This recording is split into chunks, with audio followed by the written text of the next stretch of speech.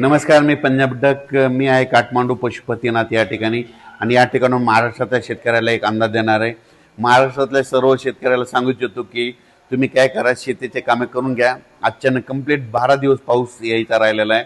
म्हणजे 12 दिवसा पाऊस राहिला आहे, म्हणजे 12 दिवसानं मान्सूनचा पाऊस येणार आहे. म्हणून हे सर्वप्रथम शेतकऱ्यांनी अंदाज लक्षात घ्यायचा आणि शेतीचे कामे करून घ्यायचे.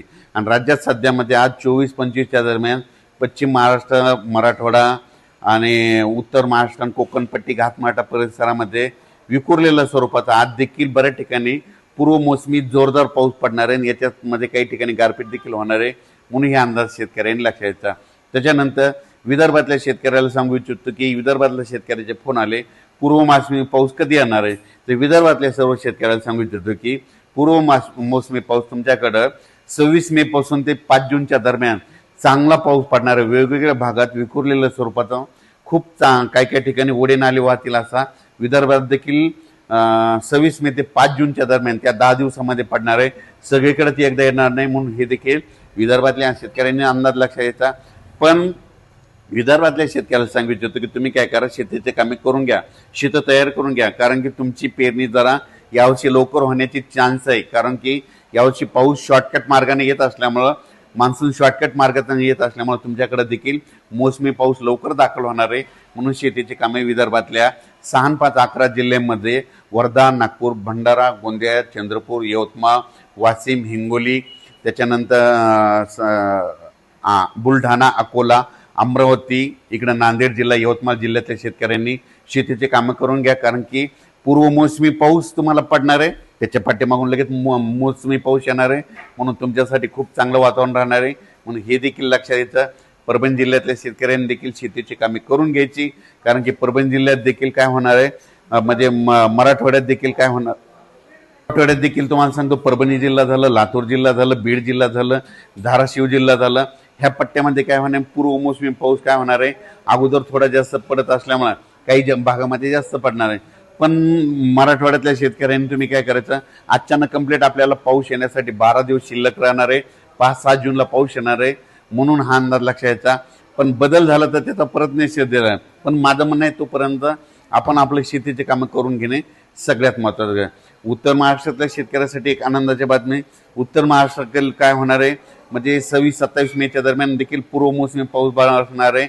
आणि उत्तर महाराष्ट्रात देखील काय होणार आहे, म्हणजे 1 जूनच्या नंतर देखील बऱ्याच ठिकाणी तिकडल्या भागात देखील चांगला मान्सून पूर्व, नंदुरबार जिल्हा झाला, धुळे जिल्हा झाला, जळगाव जिल्हा झाला, नाशिक जिल्ह्यामध्ये पाऊस बरसणार आहे. म्हणून हे अंदाज लक्षात यायचा. पण उत्तर महाराष्ट्रातल्या शेतकऱ्याला सांगू इच्छितो की तुम्ही काय करा, म्हणजे 5 जूनच्या अगोदर तुमचे शेतीचे कामं सगळे रेडी करून ठेवा. कारण की मान्सून पूर्व पाऊस बी बरसणार आहे आणि त्याच्या पाठीमागून मान्सून येईल. म्हणून पीक यावर्षी पण सर्व शेतकऱ्याला सांगू इच्छितो की शेतीमध्ये पेरणी करत असताना, लागवडी करत असताना स्वतःचा निर्णय स्वतः घ्यायचा. जमिनीमध्ये ईदभर ओल गेल्याच्या नंतर तुम्ही पेरणीचा निर्णय घेऊ शकता. 4 बोट गेलं तर तुम्ही पेरणीचं पाणी पेरणीचा निर्णय घेणं हे तुम्ही तुमचं स्वतःचं ठरवायचं. आमच्या जबाबदारी नाही. तुम्ही तुमचा पेरणीचा निर्णय घ्या. आम्ही फक्त पाऊस सांगणार, पेरणी करायची की नाही करायची हे सगळं तुमच्या हातात राहील. म्हणून हे देखील सर्व शेतकऱ्यांनी लक्षात घ्यायचं. आणि एक सगळ्यात महत्त्वाचं एक सांगतो तुम्हाला, कोणता तज्ज्ञ सांगणार नाही, 1 जून नंतर महाराष्ट्रात पडलेला पाऊस हे मान्सूनचा गृहीत धरायचा आणि 31 मेच्या अगोदर जे पडेल त्याला अवकाळी असं समजायचं, हे मात्र गृहीत धरायचं. म्हणून काय करायचं, 1 जून नंतर जर तुमच्या शेतामध्ये चांगला ईदभर ओलीचा पावसाळा असला तर तुम्ही तुमचा पेरणीचा निर्णय घेऊ शकता. पण तुम्हाला सांगू इच्छितो, यावर्षी मान्सूनसाठी इतकं पोषक वातावरण कधीच नसतं. पण तुम्ही बघा, 30 आणि 31 तारखेला आपली केरळची देवभूमी हो, चांगला मान्सून सक्रिय होणार आहे. आणि ते सक्रिय झाल्याच्या नंतर 4 ते 5 दिवसात मध्ये 5-6 जूनच्या दरम्यान तो महाराष्ट्रात येऊ शकतो. म्हणून हे लक्षात घ्यायचं.